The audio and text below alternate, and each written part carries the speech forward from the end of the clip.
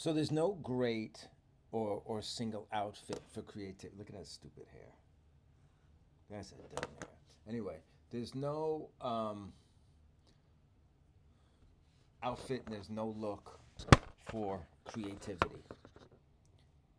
A look, an outfit can be creative, can be colorful, can be a lot of things. But behind the scenes, the important thing is comfortable. Is for you to be comfortable. And I'm not telling you what to do. It's just how I do it. What comes out of your mind is what comes out of your mind, and it's not every idea is for everyone. But you never know who might laugh or enjoy what you've come up with. I'm not going to go on and on with stupidity and mindless talk. So let's start talking about our next story slash movie idea slash series idea, whatever. Um, like, comment, subscribe.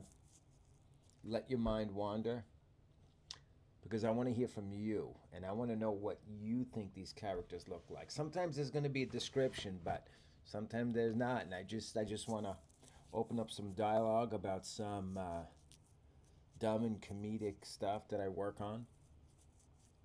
Uh, and this particular one happens to be called the Sausage Samurai. Why the name? I guess we'll find out. The Sausage Samurai. It was a quiet night in the office building, but Jack, oh, there's more.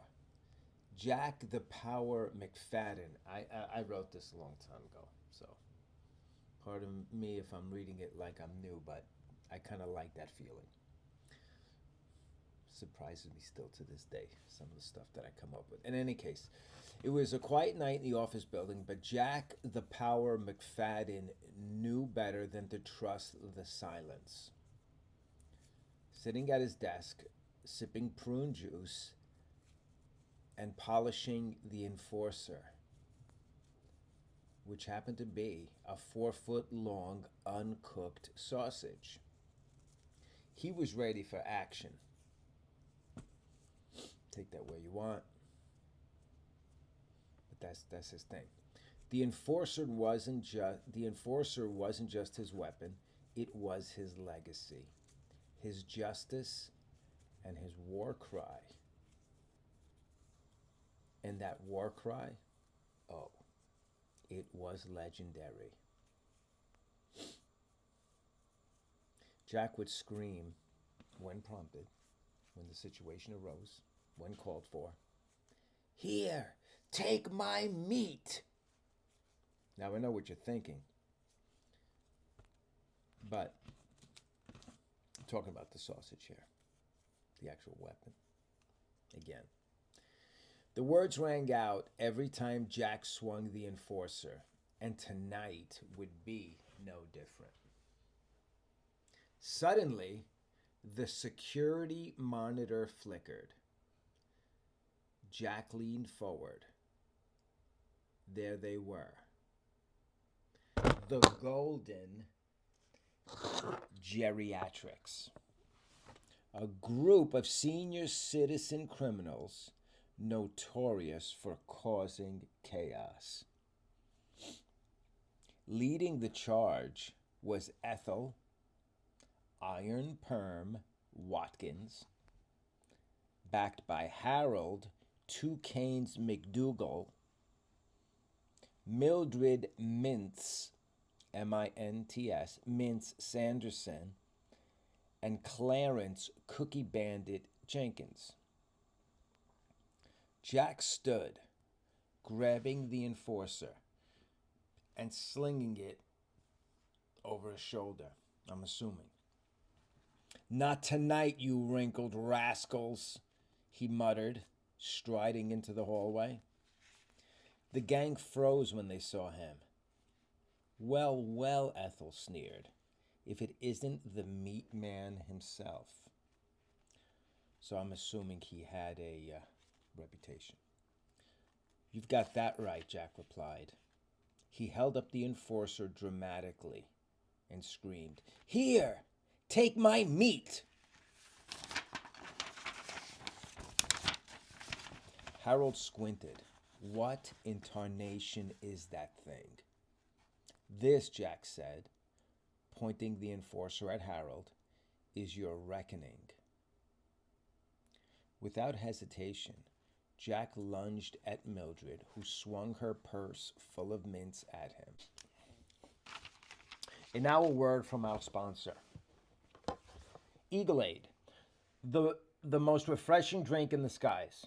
You ever look at an eagle and think, damn, I want to drink that? I'm sure you have. Well, now you can.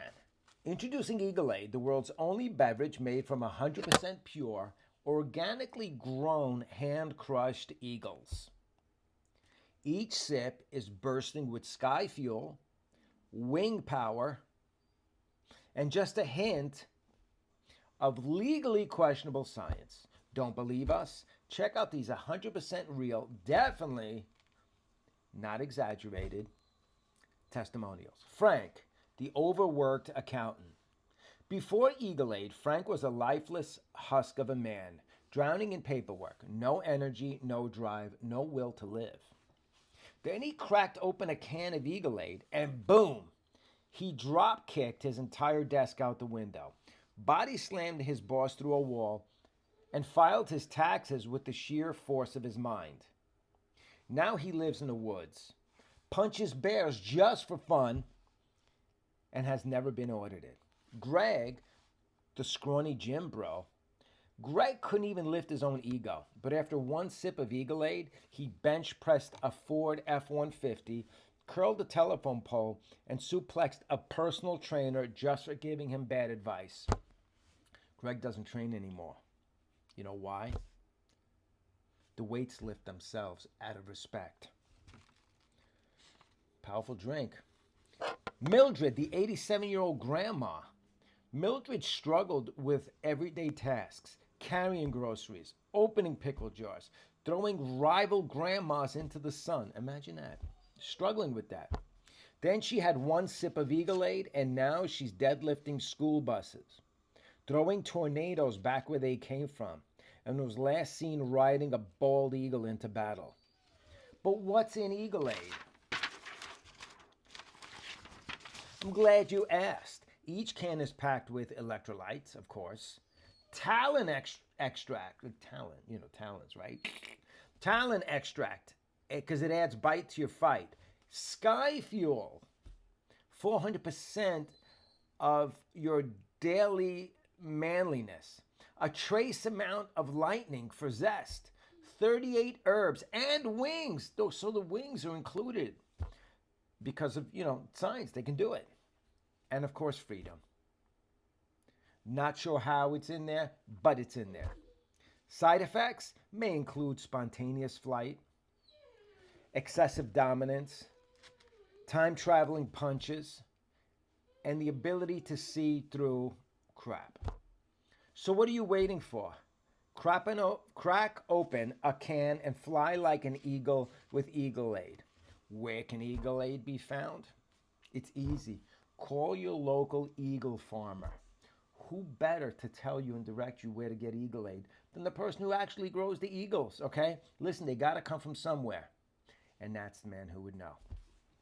Let me know if you would like this drink. It sounds good. It's one of our sponsors also, so, whatever. In any case, enjoy. He dodged the attack and struck her shoulder with a satisfying thwap. Holy kielbasa, Mildred yelped, stumbling backwards. Now that's Italian, Ethel muttered, watching in shock as Jack spun the enforcer like a greasy baton. Harold charged next, both canes raised. You think you're tough, Sonny? Jack smirked. Here, take my meat, he then screamed. He swung the enforcer with precision, hitting Harold square in the chest. Great googly moogly, That's a hell of a sausage, Harold wheezed, collapsing into a chair. Clarence, meanwhile, tried to make a break for the vending machines. I just wanted some cookies, he shouted, waddling as fast as his old, skinny legs could carry him. Excuse me. Jack sprinted after him, the enforcer flopping wildly in his grip. Not so fast, Cookie Bandit. He caught up to Clarence and delivered a firm strike to the back of his knees. What a kielbasa, Clarence hollered, dropping to the floor. Ethel, furious, whipped out her trusty knitting needle and charged at Jack. You think you're tough with your meat stick? Let's see how you handle this. So now I'm beginning to get worried for Jack. In any case, Jack deflected the needle with the enforcer, sending greasy sausage juice splattering onto the walls. He spun around and struck Ethel's arm. My perm, she screeched. You're ruining my perm. Jack stepped back, raising the enforcer high above his head. Here, take my meat, he screamed, bringing it down on Ethel's shoulder with a final, resounding thwump. Ethel stumbled into the wall, groaning. That's one hell of a sausage. Harold, still slumped in his chair, tried to rally. You're nothing without your meat stick. Jack turned to him, dropping the enforcer for a moment. Oh, you want more than meat? Here's a knuckle sandwich. So what this is telling me is that he's versatile. He doesn't rely on just his meat. He landed a clean punch right to Harold's jaw, sending the older man's dentures flying. Ayo, wee! Harold groaned. It's an interesting groan, but that's what he said. Ayo, wee. Ayo, wee, Harold groaned, collapsing into a potted plant. Where's the sausage? Mildred gasped, clutching her chest. You punched him. You're a monster. Jack picked up the enforcer and smirked. You haven't seen monstrous yet, Mildred. The hallway fell silent as the seniors lay sprawled across the floor, groaning and clutching their bruises. Ethel glared up at Jack. This isn't over, McFadden. The golden geriatrics never quit. Jack rested the enforcer on his shoulder. I'm assuming that's a sound I made. His voice calm but firm. Next time, Ethel, bring some seasoning. You're bland. As the gang hobbled away, muttering curses, Jack returned to his desk, lighting a string bean-scented candle. He took a long sip of prune juice and leaned back. Prune juice, he said to himself. It's not just for seniors. It's for men who know how to stay regular. The monitors hummed. The candle flickered, and Jack smiled. Another night, another victory. For he was not just a security guard. He was the sausage sentinel. And no one, senior or otherwise, could stand up to his meat. And his war cry, that would live on forever. Here, take my meat! And with that said, we end another chapter.